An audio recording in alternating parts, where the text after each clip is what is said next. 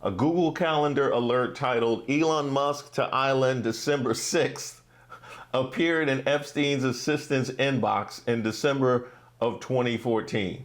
I ain't never put a social call in a Google Calendar. That is, he like, hey, I told my assistant to remind me. I put it in my Google Calendar. I got Post-its on my laptop. I got everything, yeah. Matter of fact, my Tesla's not going to take me to any other place but to Epstein. I programmed the Teslas just to drive me directly to Epstein's, regardless of where I was at.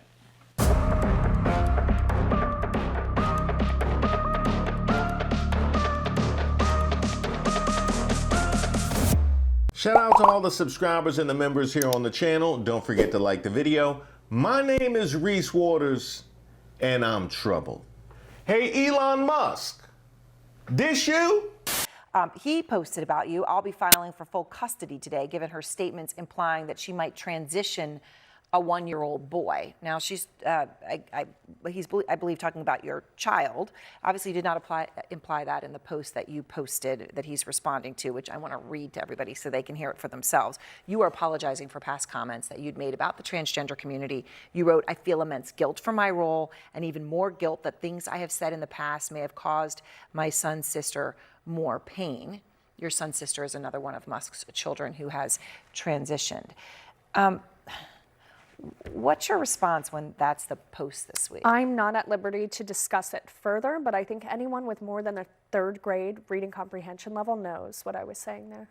Yeah, I mean, I guess I have so many questions to ask you, and I know that you're not at liberty to talk about things like custody and that, but I guess I'm curious, in all of this, how hard it must be for you. I mean, do you want your child to have a relationship with his father?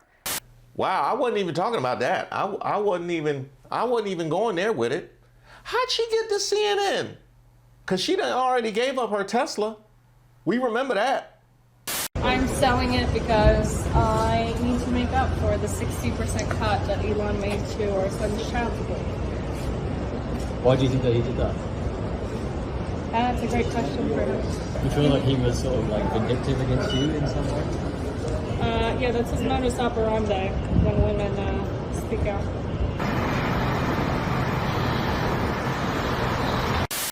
Oh, Bill Gates gave her a ride? Tell her don't touch nothing.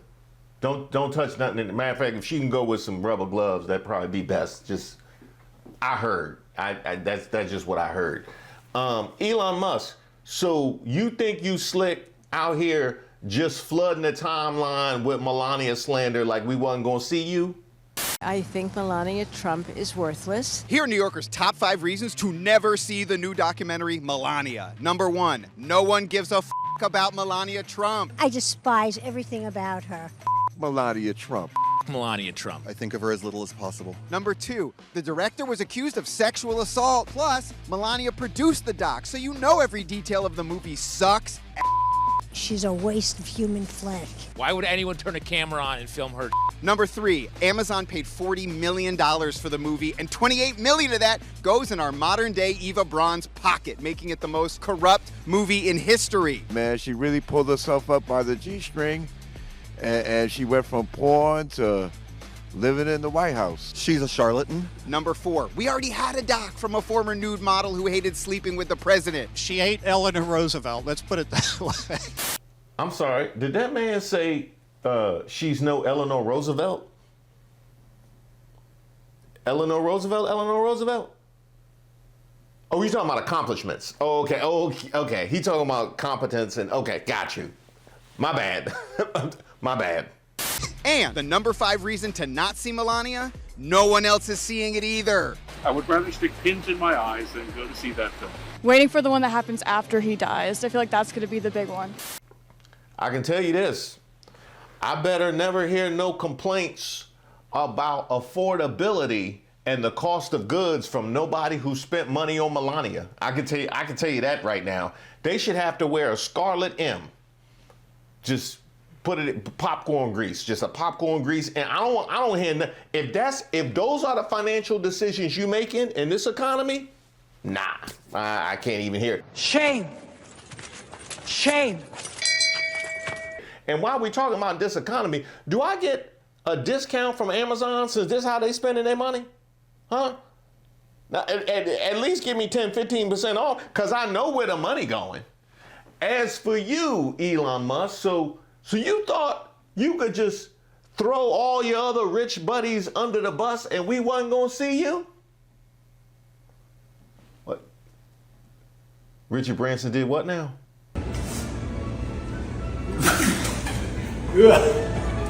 A 2013 email exchange between Branson, the British billionaire, and Epstein suggests the two had a warm, familiar relationship, built at least in part around their interest in women.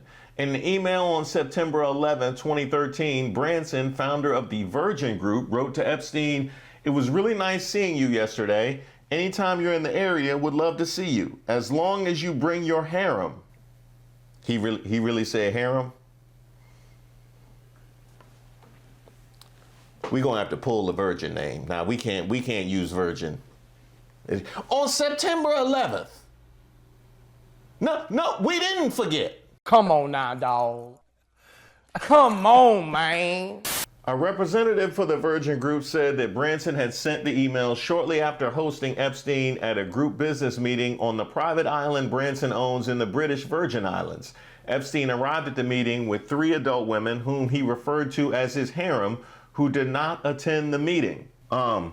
Did he or did he not say, as long as you bring your harem? Did he or did he not? They didn't attend the meeting. Where was they at? What was their itinerary? Let's look at the itinerary. Fuck the itinerary. No, come on down. Come on. Blame Elon Musk. Look, Dad, it's Where did you get it? Dad, Answer me. Who taught you how to do this stuff? you, all right? I learned it by watching you. Mr. Epstein exchanged multiple messages throughout 2013 with Mr. Tisch, a co-owner of the New York Giants football team. In some of the exchanges, Epstein appeared to be connecting Tisch with women of specific ethnicities and described their bodies in vulgar terms. I can tell you this. I seen the way the Giants look. He should have been connecting them with men of various ethnicities. That's what they need. Like all of them.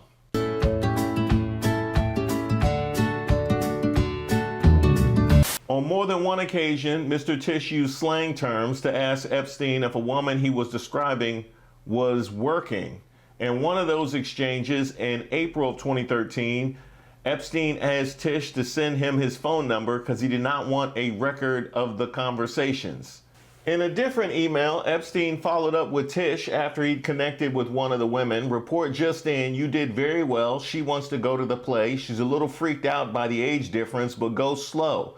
I'll try to convince her not to return to Ukraine. Having her crying worked." Because I saw how y'all tried to throw Jay-Z and Pusha T out in front of this. And with the news leaking that the NFL had unfollowed Jay-Z. Oh, really? You're going to learn today. You're going to learn today. So for NFL owners in the Epstein files, we got at least 4. The Patriots' Robert Kraft, the Commanders' Josh Harris, the Giants' Steve Tisch, and the Vikings' Ziggy Wolf. So wait, we got the Giants, the Commanders, and we know how Jerry Jones liked to get down. We already know about Jerry Jones. Let's dig into the accusations. A woman accused Jones of kissing and groping her without her consent in a suite at AT&T Stadium back in 2018. Go ahead and give the Eagles the division. Just go ahead and give them the NFC East. Yeah. What's your complaint? Huh? What's your complaint? Yeah, pack that up. And then y'all were wondering how it was going to go if Pusha T won the Grammy. How it's going to go if Robert Kraft win the Super Bowl? Huh? Oh yeah, because y'all we going to unfollow Jay-Z. 4 owners. Huh, NFL? 4? Oh no, I got time today, Elon Musk. I got time. I can go at your rich friends. I got a whole nother video talking about the entirety of the cabinet, Trump and his orbit. But we're here for you today. This you? Elon Musk's own emails blow hole in his Epstein Island denials. Elon Musk's explosive accusations that President Donald Trump was in the Epstein files just came back to bite him after the Justice Department dumped a trove of new emails that revealed the billionaire entrepreneur's own exuberance to visit the notorious private island. I thought this spoiled man telling another spoiled man, go slow. She freaked out by the age difference was the saddest thing. But to have it described as exuberance, I ain't never had my thirst described as exuberance. Not one day. Not on my nerdiest day. Stay home and eat all the freaking chips, Kip. Napoleon, don't be jealous that I've been chatting online with babes all day. Besides, we both know I'm training to become a cage fighter. The DOJ's fresh batch of documents on Friday revealed Musk himself actively emailed Epstein and practically begged for an invitation to his infamous Caribbean island, emails reviewed by Futurism showed. In September 2013, Musk wrote to Epstein, "We'll be in the BVI St. Bart's area over the holidays. Is there a good time to visit?" Epstein replied, "Anytime. I'll be there 28th through 7th. I guess that's rich people speak. "I will send heli for you," he later added. "Thanks," Musk said. The email exchanges took place after Epstein was first convicted of crimes against the underage in 2008.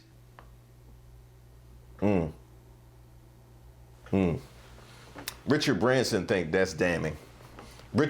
After the conviction. After the conviction. And then you have to ask yourself, is Elon Musk the kind of man who has shown that level of thirst? Come here. Take over, Eli. Just take over.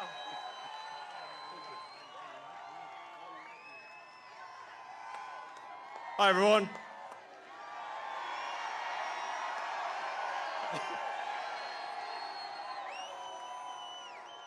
As you can see, I'm not just MAGA, I'm dark MAGA. And then some. The email exchanges took place after Epstein was first convicted in 2008. Musk previously claimed to Vanity Fair in 2019 that he visited Epstein's Manhattan house once for a half an hour. He tried repeatedly to get me to visit his island. I declined. But the email showed that wasn't the case. Is that a I'm gonna break up with him before he break up with me first kind of thing? I'm just gonna put this narrative out there and hope the truth never comes to light. Colombia wants to get to the bottom of the problem. They've acted very well. And there are other institutions too, they're acting. That would have made sense if you wasn't out here calling out other people now, wouldn't it? That wouldn't. You dared them not to blow up your spot. Well, it was a better gamble than the Cybertruck. Try to break this glass, please.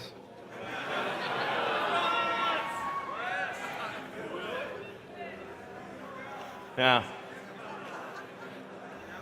Sure? Yeah. Oh my God. Well, maybe that was a little too hard. In December 2012, he asked Epstein, "Do you have any parties planned? I've been working to the edge of sanity this year, and so once my kids head home after Christmas, I really want to hit the party scene in St. Bart's or elsewhere and let loose." Let loose? You wanted to let loose? Huh? You wanted to let loose at the private island? Oh, what, that's for relaxation? He added that a peaceful island experience is the opposite of what I'm looking for. You want to try for a third? Yeah, like kind of like with the kids. You can keep going. It's just gonna make you look worse, but yes, you can keep going. All the way up to what, 14? Come here. Take over, Eli. Just take over. The documents include Epstein asking Musk if he'd be around to have dinner with Woody Allen, with the Tesla CEO replying, "Might be in town." Y'all didn't want to see if Roman Polanski was available? Huh? Maybe round out the table with R. Kelly? What y'all doing? What the hell is wrong with you? What the hell is wrong with you? The documentation also shows calendar reminders for island visits and even references to coordinating travel logistics. A Google Calendar alert titled Elon Musk to Island December 6th appeared in Epstein's assistant's inbox in December of 2014. That's wild right there. You wanted to make sure. I ain't never put a social call in a Google Calendar. That is, he like, hey, I told my assistant to remind me. I put it in my Google Calendar. I got Post-its on my laptop. I got everything. Yeah. Matter of fact, my Tesla's not going to take me to any other place but to Epstein. I programmed the Teslas just to drive me directly to Epstein's, regardless of where I was at. The SpaceX rocket's going to wait for me and everything. But wait, there's more. Musk said our island to Epstein. Was there another island they co-owned? Probably just Tallulah and me. What day/night will be the wildest party on our island? Our island. Wow. Sounds like it should be our sentence. That's what it sounds like. No, because ain't you Mr. Guilt by Association? Ain't you Mr. Eugenics always coming for black people and their crimes? Yeah. I can tell you this. If you hung around some more of us, you might have had the street smarts not to call out Trump on the Epstein files when you in there talking about our island. He's right, you know. With a whole Google Calendar. Exuberance. Musk was 41 in 2012 in the midst of a divorce from a 22-year-old model he would later remarry when he was emailing Epstein on Christmas Day and begging to come party with little girls. Dude is a freak who hopefully ends up with consequences for his crimes. I thought September 11th was bad. Christmas Day? This what you was thinking about on Christmas Day? You had to make sure all your alerts was set as kids was opening up gifts. Don't let me find out any of these emails went out on Arbor Day. And don't let me find out. Did any of them go out during Black History Month? Huh? No. Hell no. You opened the door for Christmas carolers singing Sleigh Ride with one hand while you was emailing Epstein with the other. You hate to see it, but more than that, you love to see it. You're a problem. You're a real problem. You do. Oh, you think your family's gonna help you out? You really? Because we done heard what your dad done had to say about you. We didn't. Is that a road you want to go down? What ain't no country I ever heard of? They speak English and what? What? Both Elon Musk and his daughter Vivian have commented in more detail about his mention in the Epstein files. They contradict each other. Who do you believe? Let's see, from the daughter, I think BVI likely refers to Necker Island, but I cannot confirm that. It's a little bit difficult to ask someone, hey, what year did we go to Necker Island? It might be in regards to the Epstein files, LOL. We didn't go there as often as St. Bart's.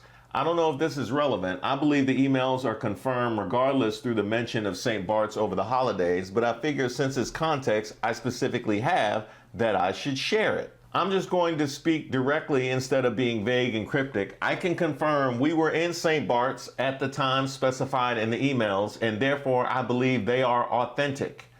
This has basically already been confirmed through his attempts to paint them as out of context. The Nile is a river in Egypt. I knew nothing about the emails previously, so I'm learning about everything at the same time as y'all. If there's any other information I learned that I can corroborate, I will do so. Literally, WTF is my life. You should have left Viv alone. Yeah, you should have left Viv alone. Yeah. You also probably should have left Epstein alone as well. We all would have preferred you left Twitter alone. generally doing too much. If there was a general vibe, just do way too much. And what was it today? You just can't help it. That's okay. Oh, y'all estranged? Hey, you want to try again? I keep saying you want to try again. It's like kids. You can get as many spins as you want. Oh, your brother? Boy, ain't no way, boy. Boy, ain't no way, boy. In a 2012 email chain, Kimbal Musk, the brother of Elon Musk, is warned not to harm Jeffrey Epstein's girl, identified as Jennifer. Kimbal responds by agreeing and says he's enjoying his time with her. Kimbal, just FYI, you better be nice to her. Jeffrey goes crazy when somebody mistreats his girls/friends, so better be nice to her. And Jeffrey and I better have special treatment at your ceremony. To which Kimbal says, per our conversation, great to hang out today. Jeffrey and Boris, many thanks for connecting me with blank. I believe you both played a role. Message received wide and clear. Seriously, I'm happy with my time so far with blank. She's great. I'll be back in NYC for Halloween weekend. It scares me to imagine what you'll be for Halloween, but I want to see it. As off-putting as all of that was, this is one of those multiple choices. Did any of y'all notice that the subject for that email was medication use higher among overweight, obese kids? Was that the topic of conversation and then y'all broke into the treatment of Jeffrey Epstein's girls, or was that some sort of misdirection?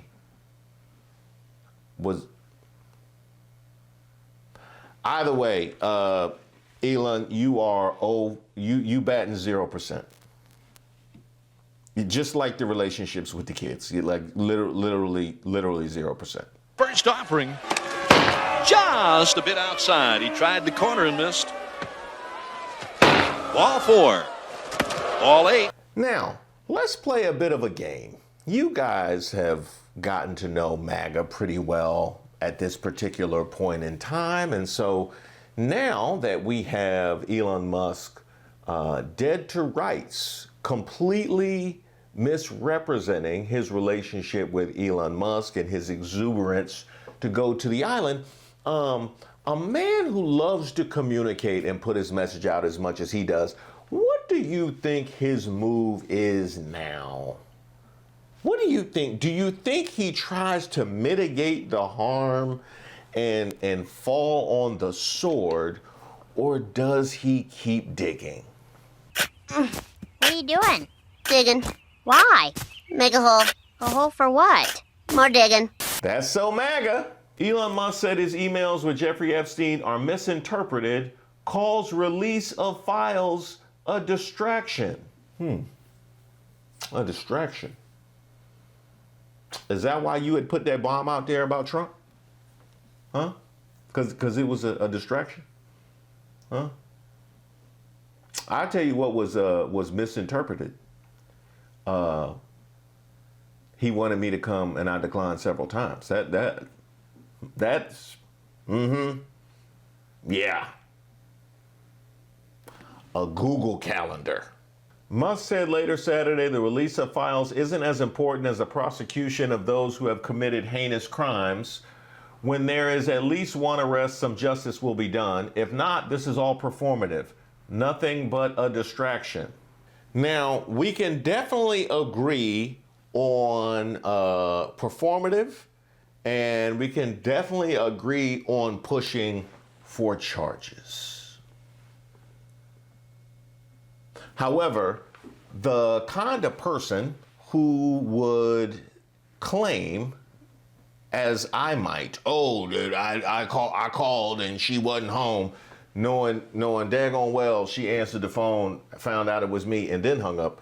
Like, as a person that would misrepresent things to that degree, I don't know how safe you would be from something like that. This is nasty, egregious work.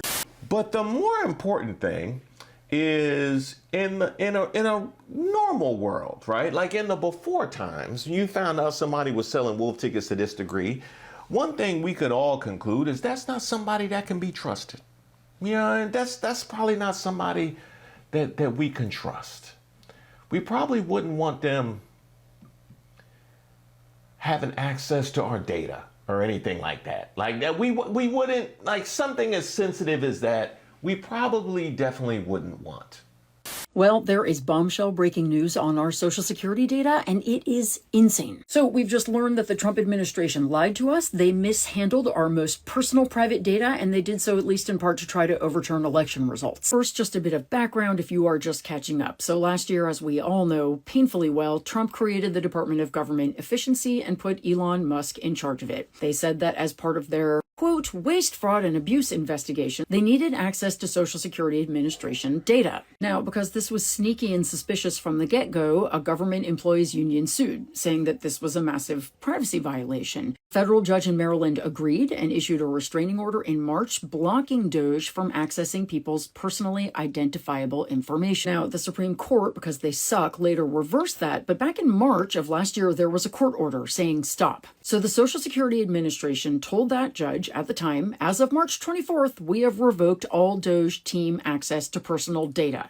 Basically, they're in compliance with your order. Now, 9 months later, the Justice Department just filed a correction saying, oops, yeah, about that, that's not true. Here's what they just confessed to in this filing, which you can read. First, they lied about when they stopped accessing data. The Social Security Administration told the court, quote, as of Monday, March 24th, we revoked all DOGE team access, except that one DOGE team member kept running searches on Social Security data until 9:30 that morning, after they had told the court they'd stop. Second, before the restraining order even happened, a DOGE team member sent an encrypted file to Steve Davis, who was a senior advisor to DOGE, containing the names and addresses of approximately 1,000 people from Social Security records. They copied him on an email to Homeland Security with this file attached. The Social Security Administration still can't access that file to see exactly what was in it. Third, and this is just totally insane, in March, a political advocacy group contacted 2 DOGE team members asking for help analyzing state voter rolls. The group's stated goal was to, quote, find evidence of voter fraud and to overturn election results in certain states. One of these DOGE employees,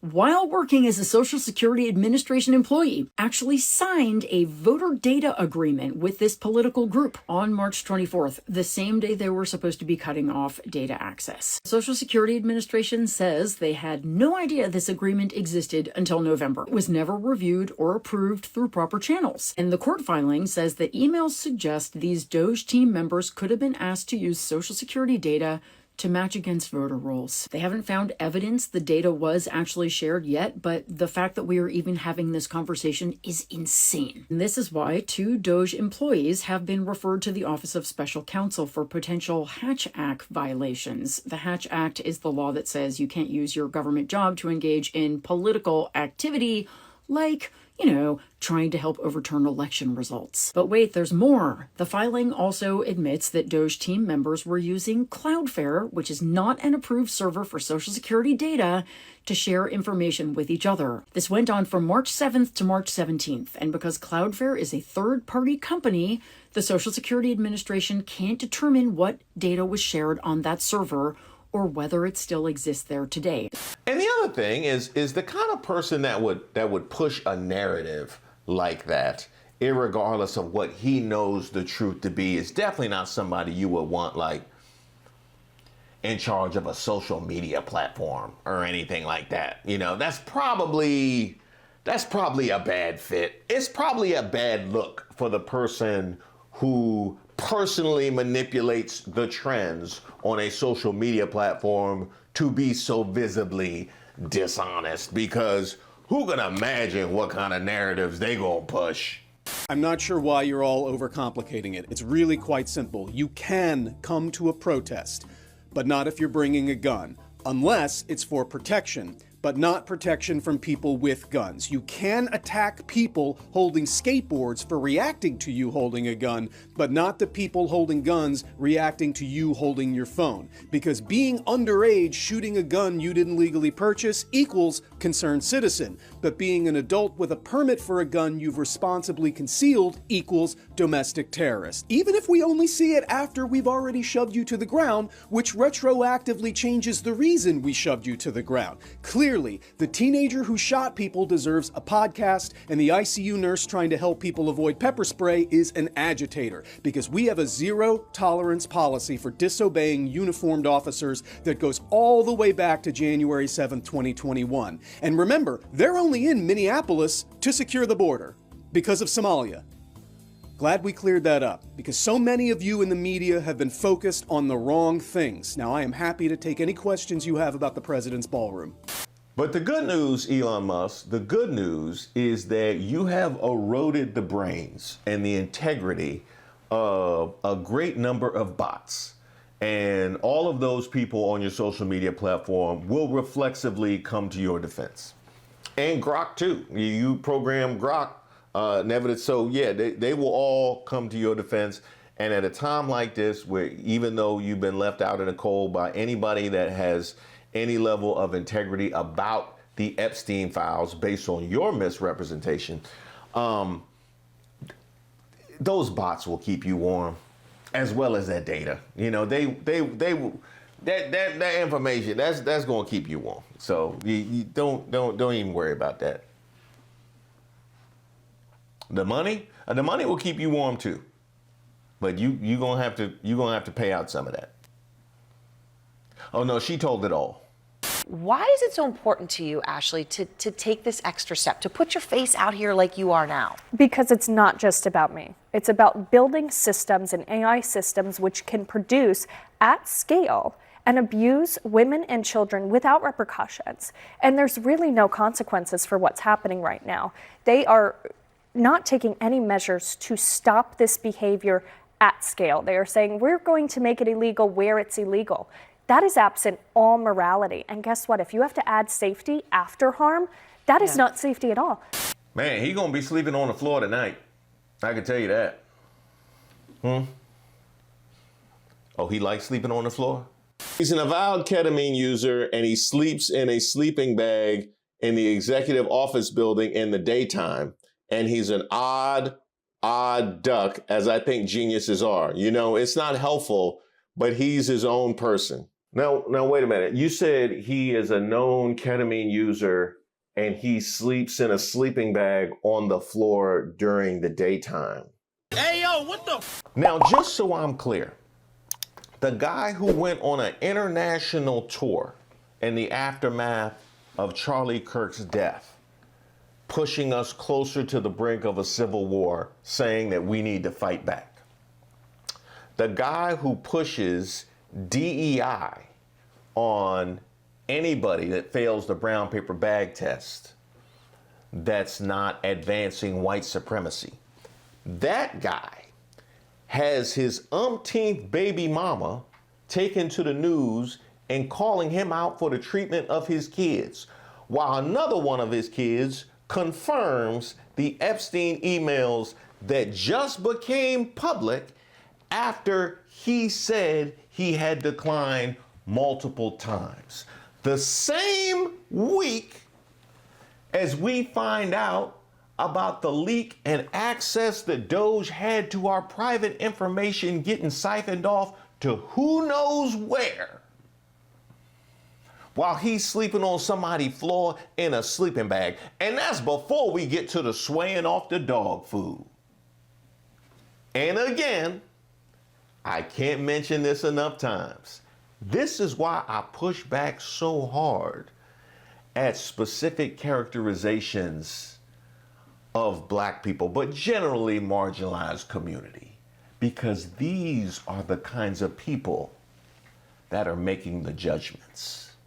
Thank you guys so much for watching the video, and especially thank you for all your fantastic comments. Sewer rat may taste like pumpkin pie, but I'd never know because I wouldn't eat the filthy mother. Hey, keep it clean. We got a PG-13 operation here. We got a lot of young eyes and ears. And a lot of old eyes and ears. It's me. I'm the old eyes and ears. All y'all old viewers know, because even as recent as a couple years ago, if something was behind me, I'd just go get it. You fast forward to 2026, something behind me,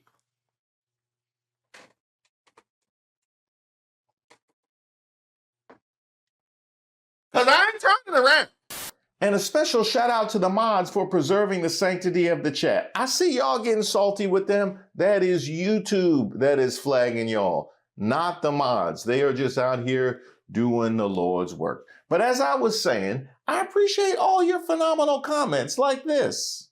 Love the new set. Keep up the fantastic work. Love it all the way from Northern Ireland.